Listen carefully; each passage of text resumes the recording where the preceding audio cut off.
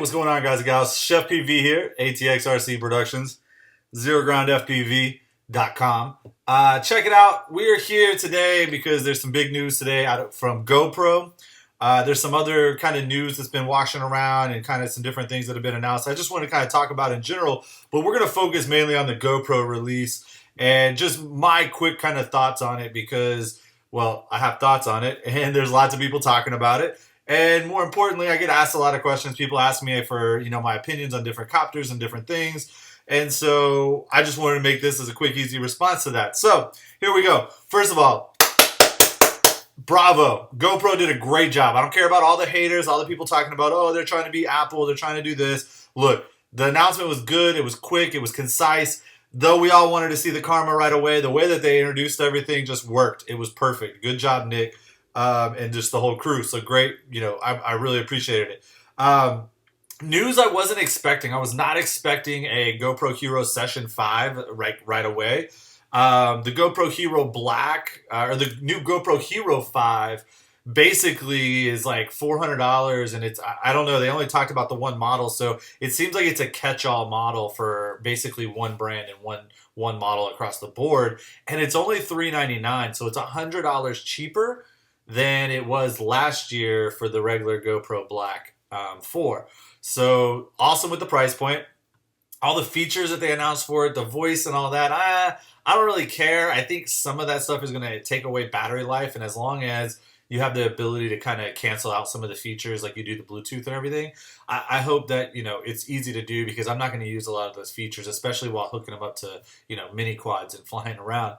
But still, the 4K, it's got 60 frame, 1080 for sure. I don't remember what the frames per second is on the rest, but basically just boosting the Session 5 up to what this basically a GoPro Hero 4 Black was is really, really good to hear. And so that's great. The biggest kind of announcement, I think, kind of underlying everything was this new software and kind of connecting and everything. So they're kind of making everything like connect, kind of like Apple does. So, that's great and connectivity is cool and all that. But to be honest, I hate all that. I like to manually control where things go and what goes where. So I won't be using the software that much, but it is good to see that they're trying to kind of tailor all of their products into like one package deal, which is, it works. It works for Apple and iPhone. I used to be a huge iPhone detractor. Now I'm pro iPhone and pro Apple products just because they make it simple, right? So, but to the big stuff, the drone, the Karma. Wow. Very exciting. I think price point is the biggest thing that really got people talking and thinking and going, wow, they're really here to compete. The speculation, oh, they're going to kill DJI, this and that. Look, nobody's going to kill DJI. Autel came out recently with a very similar kind of pricing strategy, which was to give a lot for a lot less than expected. So you could get like an Autel X-Star for like $900, and it basically was a pumped up version, like an in-between of a P4 and a P3 Pro. I've had somebody tear one down, Kev, what's up, dude? And I can tell you this, for him to be impressed by the insides of the Autel, it was legit. So that being said, I'm kind of using the same kind of similarity in pricing that I think GoPro has. Is their idea is keeping DJI a little more honest. For me, last year when they had those like P3 Pros for like $1,500 or whatever they were, I got a lot of heat because I said it just wasn't worth it value-wise for what you were paying and what you were getting internally and everything. It just didn't make sense.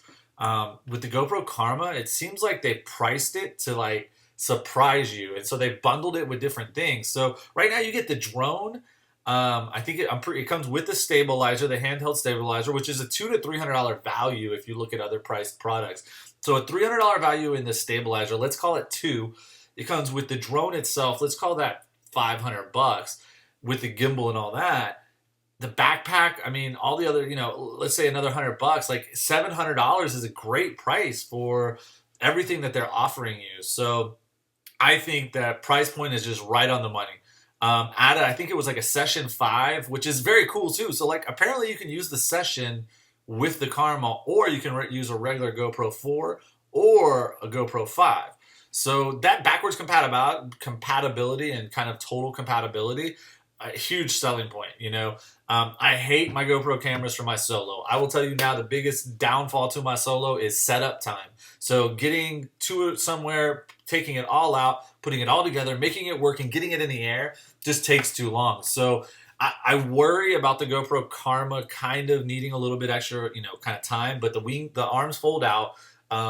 The props look foldable too, so they kind of stay on. So it looks pretty quick to get it out, and then you just drop the camera in, hopefully, and you're good. That being said, that's about its only downfall is you do have separate systems. So the DJI Phantom stuff is great for just having an all-inclusive unit. It's there. Again, you take it out, pop 4 props on, touch the battery buttons, touch the radio, you're up, plug in your phone, you're gone, right? So that kind of uptime to get from nothing to up in the air is, I think, where a lot of people kind of struggle with the decision factor. And I think it makes it really important to them, like myself. I really can justify taking the Phantom 4 a lot of times just because the solo is more difficult to get up in the air.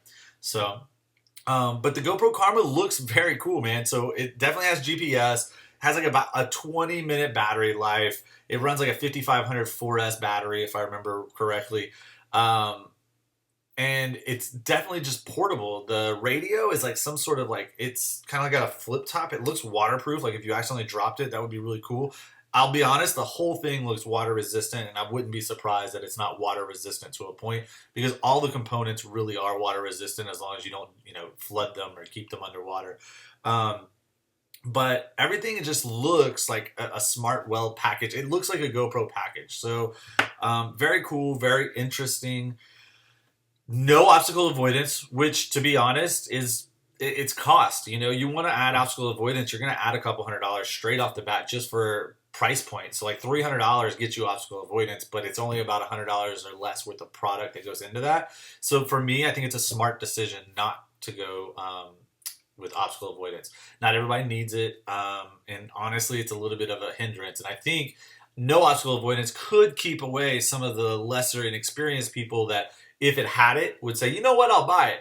So who knows what the logic is there, but I like the logic of no obstacle avoidance.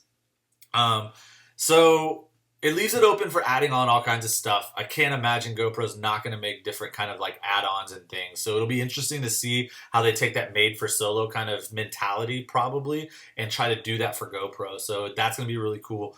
My biggest thing is I want to see this thing in action. So GoPro, Nick, what up, dog? Hook me up.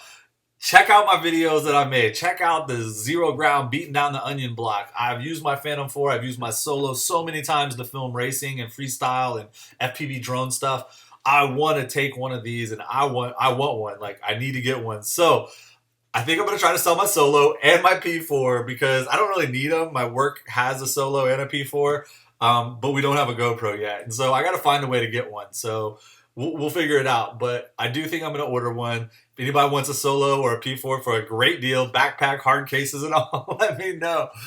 But thank you for GoPro for finally getting us what I hope is going to be an action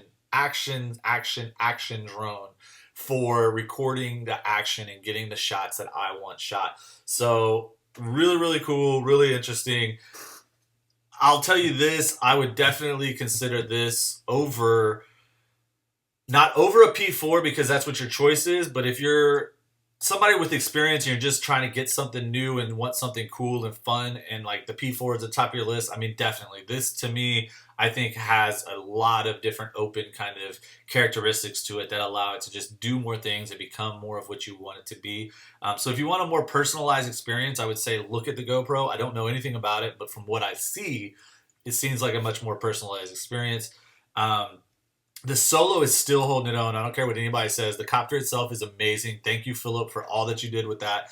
The rumor is it's being liberated by a couple of guys from the inside out. 3DR's doing their thing. Who knows? Word on the streets is they're going to be kind of going away in most parts. But the solo will live on with the Arju project. So it's still a great system. But as a complete package, I wouldn't recommend it. I mean, the price is great these days, but when you have stuff like this and the Autel, definitely start considering the GoPro, the Autel, just some really great stuff. Even Typhoon H from Unique is looking really good. I definitely wouldn't kind of shy you towards the old unique stuff, but the newer stuff is looking really interesting.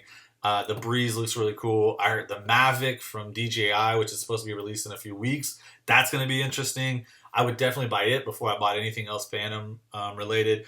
And then I would also take a look at the rumor on the street is beginning of November, an Inspire new update. So we'll see. But it's really interesting in the drone world, man. Plus, you got 107 opening up the marketplace. I've got all kinds of friends and guys getting jobs these days, and that's awesome. Congratulations, Casey. Can't wait to see where you go on your new adventure, but you got a drone job, homie. So cool. Guys, fly safe, fly smart, fly zerogroundfpv.com. Just fly what you fly, all right? Peace.